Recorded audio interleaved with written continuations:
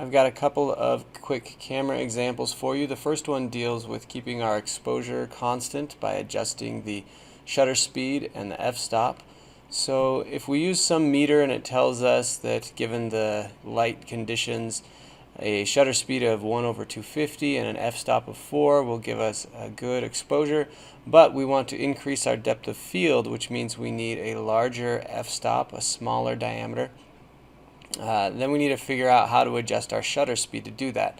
So I showed you earlier the proportion for exposure is t over f-stop squared.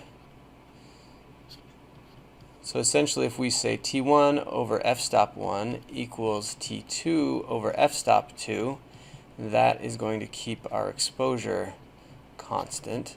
So we can just plug into this. T1 is 1/250. F-stop 1 is 4.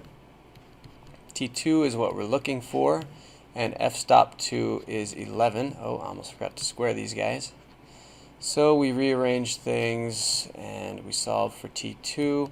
It's going to be 11 squared divided by 250 divided by 4 squared. I guess we could have put that up top, but anyway, this works out to be 0.03025, which is not how we typically report these things. This is in seconds, by the way. So if I take the inverse of this, it'll essentially tell me the fractional version of this, which is going to be 1/33.06, or your calculator can probably just do that, a lot of them.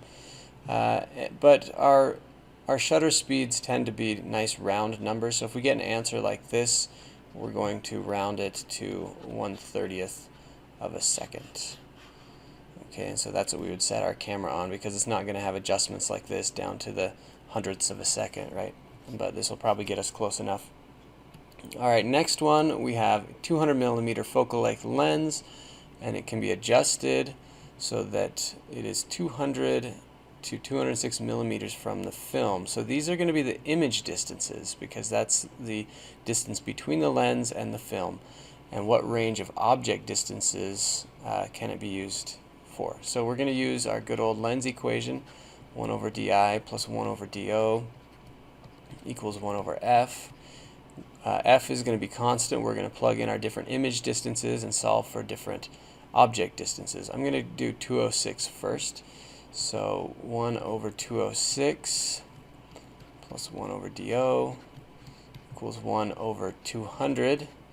You do a bit of algebra and you end up with an object distance of 6,867 millimeters.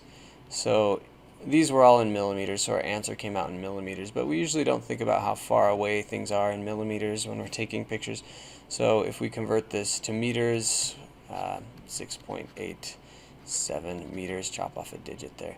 So that's one of our boundaries on our range. Now the other one, if we plug in 1/200, 1/do, and 1/200, well, essentially we get 1/do is equal to 0, and that happens when do is equal to infinity. And that's okay. That just means really far away objects where the light coming from them are the light rays are parallel. Okay, so we would say that we can take our pictures of anything that's really far away up to things that are 6-7 meters away. Any closer than that, we wouldn't be able to focus them, so we need to get a different lens. Okay, that's all. See you next time.